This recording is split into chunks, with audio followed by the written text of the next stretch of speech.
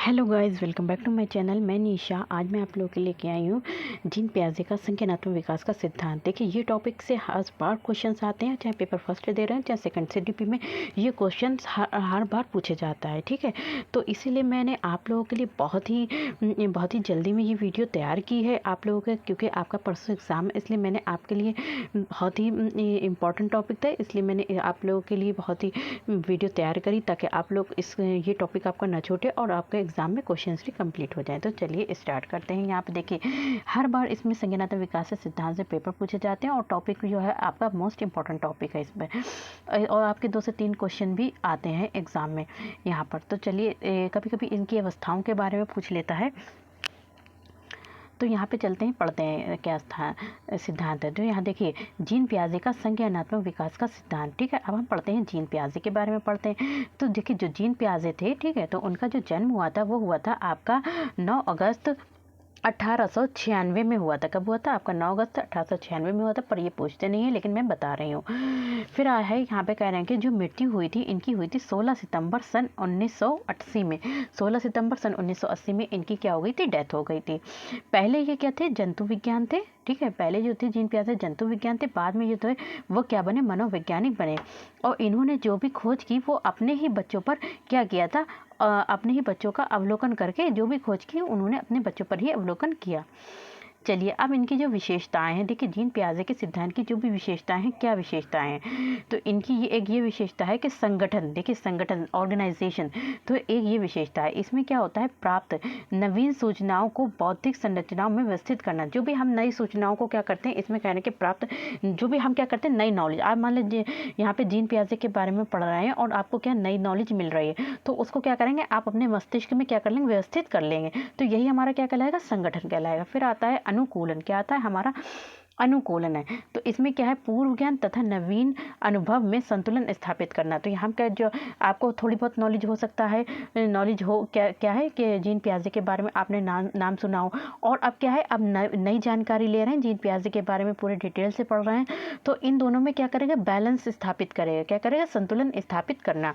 तो ये हमारा क्या करता है? अनुकूलन कहलाता है, एडजस्टमेंट कहलाता है। नेक्स्ट जो है, फिर आती है अनुकूलन की प्रक्रिया। देखिए, जो अनुकूलन होता है, जो भी एडेप्टेशन होता है, ठीक है, उसकी क्या प्रोसेस होता है, उसकी प्रक्रिया के बारे में पूछा है। तो देखिए क्वेश्चंस, इससे भी क्वेश्चंस आपका अनुकूलन से संबंधित आ जाता है।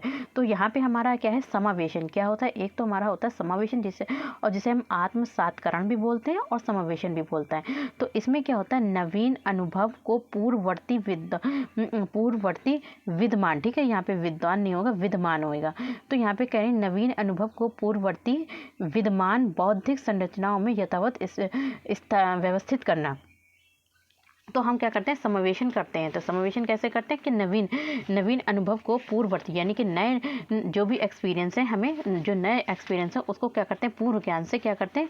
यहाँ पे कह रहे हैं उसको बौद्धिक संरचनाओं, जो भी हमारे मेंटल है उसमें क्या करते हैं? उसको एडजस्ट कर लेते हैं। तो ये हमारा क्या करता है? समावेशन या फिर आत्मसातकरण कहलाता है। जैसे कि हमारे क्या पास पूर्व नॉलेज है, ठीक है, आपके पास पूर्व नॉलेज है कि जैसे कि कुत्ता है, उसके क्या होते हैं? 4 पैर होते हैं। ठीक है, आप क्या करेंगे? फिर और कैसे कलर का होता है? ब्राउन कलर का होता है। फिर आप उसमें नई जो है क्या करेंगे? नए अनुभव को जोड़ेंगे। जैसे कि ब्राउन ही नहीं होता, तो इसमें क्या होता है? कुत्ता जो है आपका वाइट भी हो सकता है, ठीक है, और उसके भी वाइट भी हो सकते हैं, काले भी हो सकते हैं, भूरे भी हो सकते हैं। तो इसमें क्या कर ली? नई जानकारी जोड़नी। तो ये हमारा क्या कहलाएगा? आत्मसातकरण कहलाएगा। फिर आता है समायोजन। कह रहे हैं कि यहाँ पे दूसरा है, यहाँ पे कह रहे हैं, यहाँ पे क्या होता है? समायोजन। समायोजन क्या होता है? तो देखिए, जैसे एकोमोडेशन बोलते हैं। क्या बोलते हैं? एकोमोडेशन बोलते हैं समावेशन को। तो इसमें क्या करता है? जो भी ज्ञान में परिवर्तन। अब क्या हुआ? जो भी आपको पता था कि जो पूर्व ज्ञान था, आपको क्या कुत्ता होता है, उसके कितने होते हैं? यहाँ पे डॉग होता है जिसके 4 पैर होते हैं। फिर आपको पता चला कि 4 पैर होते हैं और इनका जो कलर होता है वो वाइट भी होते हैं, काले भी होते हैं, भूरे भी होते हैं, ठीक है, इस तरीके से अलग अलग कलर होते हैं। अब आपने क्या कर ली? ज्ञान में परिवर्तन। तो आपके जो ज्ञान में परिवर्तन क्या हुआ? पहले पूर्व ज्ञान था, फिर आपको नॉलेज हुई, दूसरे ज्ञान की भी ज्ञान में परिवर्तन। फिर आपने क्या करा? अपनी जो भी वातावरण था उसके साथ क्या कर लिया? समायोजन बैठा लिया। तो अब यहाँ पे क्या हो गया? आपको डॉग के बारे में पता चल गया, उसके 4 पैर होते हैं और ये वाइट भी हो सकते हैं, काले भी हो सकते हैं, भूरे भी हो सकते हैं। तो ये क्या हुए? आपकी नई नॉलेज में और क्या करता है? समायोजन को स्थापित करता है। नेक्स्ट आपका यहाँ पे है, यहाँ पे कह रहे हैं कि पियाजे के सिद्धांत में युक्त महत्वपूर्ण तथ्य क्या होते हैं? तो देखिए पियाजे के जो सिद्धांत, पियाजे ने जो अपना सिद्धांत दिया था उसमें महत्वपूर्ण तथ्य क्या थे, तो उसमें महत्वपूर्ण तथ्य के बारे में पढ़ते हैं। देखिए इससे भी क्वेश्चन सबका आपका आता है। तो सबसे पहले हमारा क्या है, साम्य धारण या फिर संतुलन।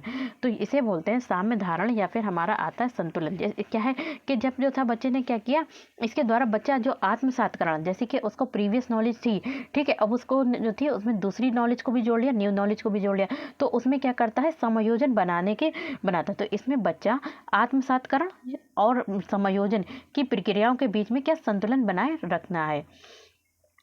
नेक्स्ट इसमें क्या है, स्कीमा। स्कीमा देखिए किसे कहते हैं, मनुष्य में संचित सूचनाओं एवं अनुभवों का ढांचा होता है। देखिए मनुष्य में संचित सूचनाएं, जो मतलब क्या आपके जो भी माइंड है उसमें क्या होता है कि कुछ सूचनाएं जो होती हैं वो संचित होती हैं। जैसे कि आपने क्या लिया कि आपको दाल चावल दिए गए, तो आपको पता है कि दाल चावल को कैसे खाना है, तो दाल और चावल को अलग अलग करके नहीं खाएंगे, बट आप क्या करेंगे कि जिसमें चावल है उसी में आप क्या करेंगे, दाल को डालकर फिर उसको खा लेंगे। तो ये क्या होता है, आपको पहले से ही आपके माइंड में ये सूचना क्या है, स्टोर है। तो क्या होता है, आपके मनुष्य में संचित सूचनाओं एवं अनुभवों का ढांचा होता है, जिसके अनुसार व्यक्ति क्या करता है, प्रतिक्रिया करता है। जैसे ही आपको दाल चावल दे दिए जाएंगे तो वैसे ही आप क्या करेंगे, प्रतिक्रिया करेंगे, उसमें दाल डालकर उसको खाने लगेंगे।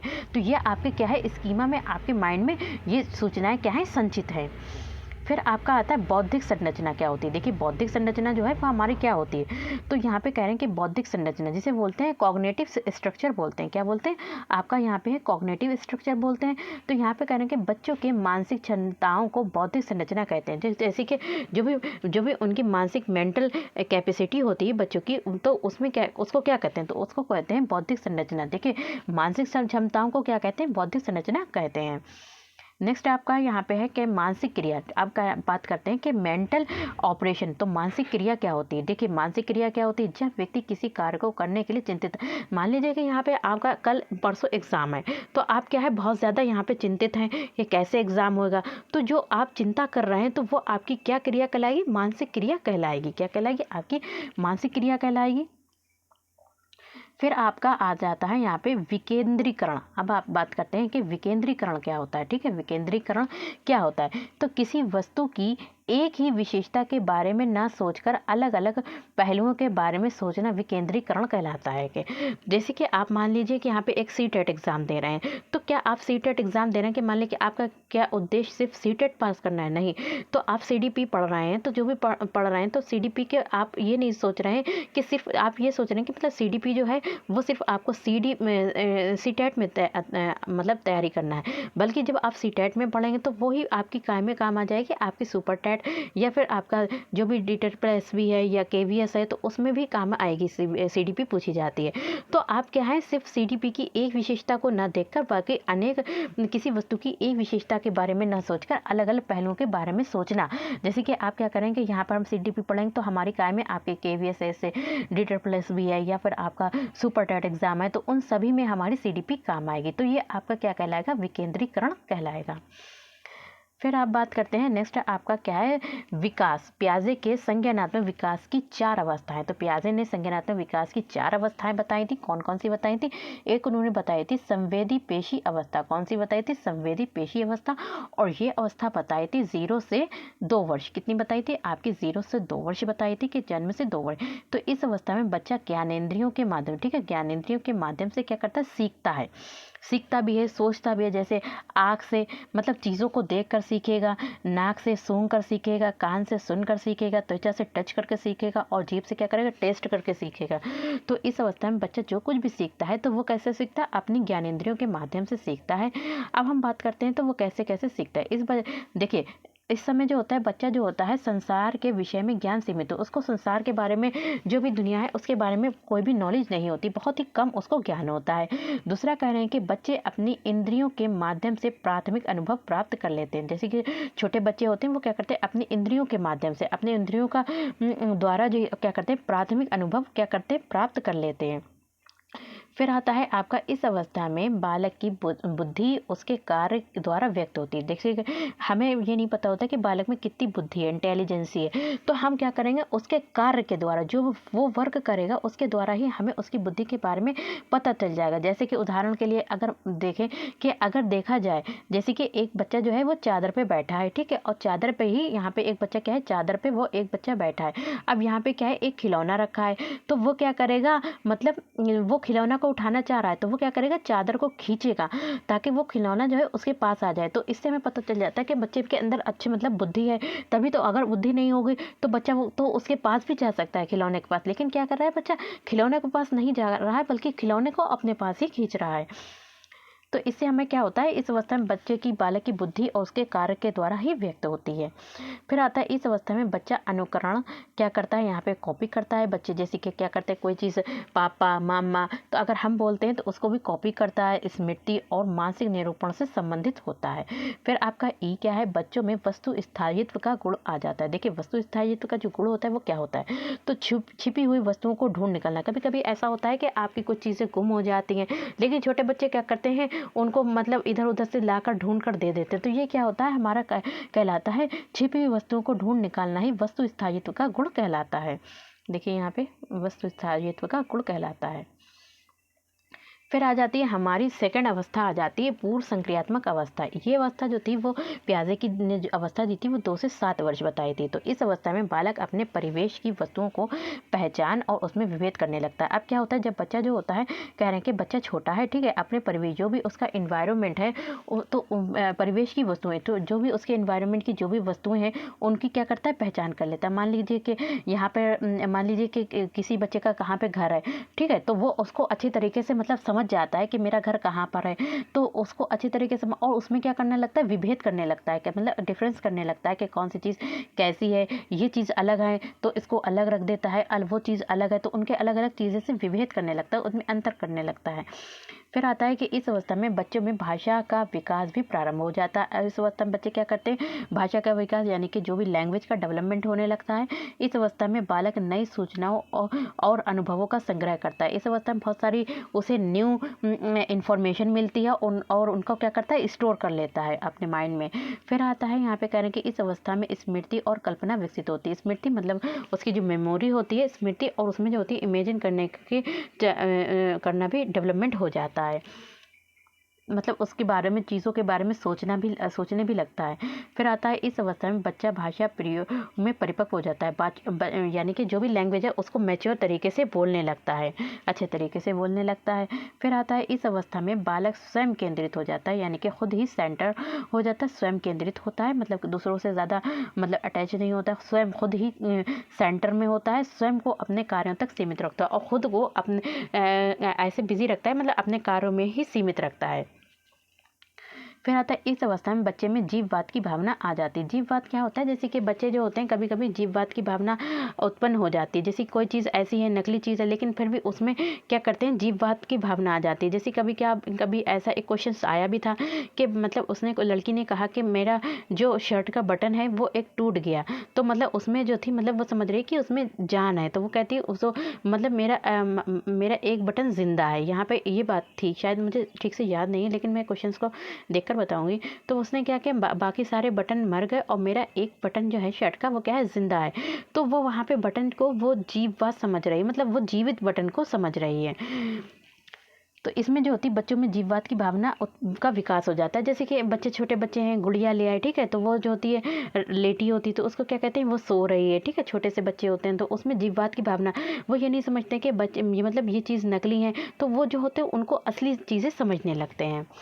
फिर आता है आपका इस अवस्था में बच्चा आकार की चिंतन करने लगता है। जैसे कि आकार हैं तो जो भी शेप्स हैं वो उनके बारे में चिंतन करने लगता है, जैसे कि ये क्या शेप है, ये क्या शेप है, इस तरीके से उनके बारे में मतलब सोचना शुरू कर देता हो। और इस अवस्था में बच्चा जोड़, घटाना, गुणा, भाग की समस्या का भी समाधान कर लेता है। कि जब बच्चा 2 से 7 वर्ष का होता है तो इसमें क्या होता है, बच्चे को 2+2 अगर दो तो =4 कर ही देगा, क्योंकि उसमें जो है थोड़ा थोड़ा उसे जोड़, घटाना, गुणा, भाग की समस्या का वो खुद ही समाधान कर लेता है, अपनी प्रॉब्लम को सॉल्व कर लेता है। फिर आता है आपकी मूर्त संक्रियात्मक अवस्था। कौन सी अवस्था? ये थर्ड अवस्था है आपकी, जो हमारी संज्ञानात्मक विकास की अवस्था है। ये 7 से 11 वर्ष है। इस अवस्था में बालक में वस्तुओं को पहचानने, उनका विभेदीकरण करने को और वर्गीकरण करने की क्षमता का विकास होता है। इस अवस्था में बालक क्या करता है कि वस्तुओं को पहचानने लगता है। वस्तुओं को पहचानने क्या करता है? चीज़ों को पहचानने लगता है। बच्चा जो होता है चीज़ों को पहचानने लगता है, वस्तुओं को अलग अलग पहचान करने लगते हैं। मान लीजिए कि कोई ग्लास रखे हैं, यहाँ पे ग्लास रखे हैं और यहाँ पे अलग तरीके के गिलास रखे हैं, तो उनको क्या करेगा? अलग अलग कर देगा। विभेदीकरण आता है, फिर उसमें आपका विभेदीकरण कर लेता है बच्चा, और क्या करता है? उनका वर्गीकरण भी कर लेता है, उनका जैसे कि क्लासिफिकेशन भी कर लेता है और उनमें रिलेशन भी बता देता है। जैसे कि आप पढ़ते हैं हम मूर्त संक्रियात्मक अवस्था के तत्व क्या क्या हैं। तो इस तत्व मूर्त संक्रियात्मक अवस्था जो होती है, इसमें बच्चा जो होता है चीज़ों को देखकर क्या करता है? उसमें चीज़ों को देखकर उसका विकास होता है। तो चीज़ें जैसे कि आम को देखा तो उसका क्या है? जैसे ही उसने आम के बारे में सुना तो उसके अंदर एक इमेज आ जाती है कि आम, मैंगो ये होता है। साइकिल को देख लिया तो उसको पता चल गया कि साइकिल के बारे में बात हो रही है। तो यहाँ पे है संरक्षण का सिद्धांत। कौन सा सिद्धांत है? संरक्षण का सिद्धांत। तो ये सिद्धांत बताता है कि किसी वस्तु की साइज या उसके शेप में परिवर्तन करने से उसकी क्वांटिटी पर कोई प्रभाव नहीं पड़ता है। जैसे कि मान लीजिए एक तो यहाँ पे एक ग्लास है, ठीक है, और यहाँ पे एक घड़ा है। देखिए, अब हमने ये जो था किसी बॉटल में इतना क्या है, इतना पानी है, ठीक है, तो अब हम क्या करेंगे? इस पानी को इसमें लौट देंगे, फिर इतनी पानी को इसमें भी लौट देंगे। तो इससे पता चल जाता है बच्चों को कि मतलब शेप और आकार या फिर साइज, मतलब छोटा साइज है या फिर बड़ा साइज है, छोटी चीज़ है या फिर बड़ी चीज़ है, तो उसमें जो है उसके शेप में परिवर्तन करने से जो भी उसकी क्वांटिटी होती है उसमें कोई भी परिवर्तन। अब ये पानी को इसमें भी डाल देंगे और इसमें भी डाल देंगे, तो इसमें बच्चा क्या है, कभी मतलब वो इससे पहले की अवस्था में वो ये समझेगा ना कि मतलब जिसमें जिसमें उसे ढेर ज़्यादा दिखाई देगा तो उसमें ये समझेगा कि बच्चा पानी इसमें ज़्यादा है। मान लीजिए कि ये एक पतला सा है, तो इसमें वो क्या समझेगा कि इसमें ज़्यादा है, लेकिन इसमें जो है वो क्या है, चौड़ा है, तो इसमें कहेगा इसमें कम है, लेकिन ऐसा नहीं है। लेकिन इस अवस्था में क्या करता है बच्चा? पहचान लेता है कि मतलब जो होते हैं, जो भी उसके साइज या फिर शेप्स में परिवर्तन होने से जो भी उसकी मात्रा है, जो भी क्वांटिटी है, उसमें परिवर्तन नहीं होगा। फिर आता है संबंध का सिद्धांत। तो संबंध का सिद्धांत ये हमें बताता है कि इस अवस्था में बच्चे किसी वस्तुओं को उनकी विशेषताओं के अनुसार क्रमबद्ध तरीके से व्यवस्थित करने की क्षमता होती है। तो संबंध का सिद्धांत, जैसे कि वस्तुओं की विशेषताओं के आधार पर क्या करते हैं? जो भी उनकी कैरेक्टरिस्टिक्स होती हैं, उनके आधार पर क्रम से, यानी कि क्रम से उसको व्यवस्थित करने की क्षमता होती है। जैसे क्या, मान लीजिए कि यहाँ पे क्या है, यहाँ पे मान लीजिए कि एक बॉक्स ये है, एक बॉक्स ये है, ठीक है, यहाँ पे एक बॉक्स ये है, और फिर हम क्या कर देंगे? उनके भार के अनुसार उनको अलग कर देंगे, ठीक है, बड़े हैं तो अलग कर देंगे, छोटे हैं तो अलग कर देंगे, या फिर कोई चीज़ लॉन्ग है इससे तो उनको अलग कर देंगे। तो यहाँ पे अलग अलग करने की क्षमता होती है। नेक्स्ट हमारा नेक्स्ट हमारा क्या है? वर्गीकरण की सिद्धांत। तो वस्तुओं के गुण के आधार पर उनको वर्गों में बांटने की क्षमता जो होता है हमारा क्या कहलाता है? वर्गीकरण कहलाता है। फिर आता है हमारा इस देखिए, इस अवस्था में क्या होता है कि इस अवस्था में बालक विश्वास करने लगता है तथा लंबाई, भार, अंक आदि प्रत्ययों पर चिंतन करने लगता है। अब जब ये अवस्था है मूर्त संक्रियात्मक अवस्था है, मूर्त तो संक्रियात्मक, इसमें बालक ये विश्वास करने लगता है कि देखिए लंबाई, लेंथ क्या है, भार क्या है, किसका वेट ज़्यादा है, किसकी लेंथ ज़्यादा है। जैसे कि मान लीजिए कि यहाँ पे जो है एक यहाँ पे तराजू है मान लीजिए, और यहाँ पे ये, तो यहाँ पे क्या करें कि इसमें बच्चा समझ जाता है कि कितना भार है और कितना लंबाई है, किसकी भार है, अंक आदि के प्रत्यय में चिंतन करने लगता है। मान लीजिए एक में हमने रुई रख दी और एक में थोड़ा सा कुछ और रख दिया जो वेट ज़्यादा है, तो इसमें क्या करने लगता है, मतलब उस पर चिंतन करने लगता है। नेक्स्ट है हमारा, यहाँ पे कह रहे हैं कि बालक अपने पर्यावरण के साथ अनुकूलन करने के लिए अनेक नियमों को सीख लेता है। यहाँ पे क्या करता है बालक? क्या करता है? अपने जो भी इन्वायरमेंट है उसके साथ एडजस्ट करने के लिए अनेक नियमों को क्या करता है? सीख लेता है। और इस अवस्था में आत्म केंद्रित विचारों में न्यूनता आने लगती है। आत्म केंद्रित यानी कि सिर्फ जो होते हैं आत्म केंद्रित होते हैं, तो जो भी उनके आत्म केंद्रित विचार होते हैं उनमें क्या होती है, खुद तो न्यूनता आने लगती है। नेक्स्ट हमारा जो है इसमें कह रहे हैं कि इस अवस्था में मूर्त समस्याओं का समाधान बच्चे ढूंढने में सक्षम होते हैं। मूर्त समस्याएं, जो चीज़ें मतलब देखते हैं तो उनको देखकर समस्या का समाधान, उन चीज़ों की देखकर समस्या का समाधान करने लगते हैं, किंतु अमूर्त समस्याओं के बीच में वो सोच नहीं पाते। जो चीज़ें उन्हें उनके सामने नहीं है तो उनके बारे में नहीं सोच पाते हैं, लेकिन जो चीज़ें हैं तो उसके बारे में वो अच्छी तरीके से सोच पाते हैं। और नेक्स्ट हमारा है, इस अवस्था में बच्चों में विलोम्यता और संरक्षण के नियम का ज्ञान हो जाता है। तो इस अवस्था में बच्चों में क्या होता है? विलोम्यता और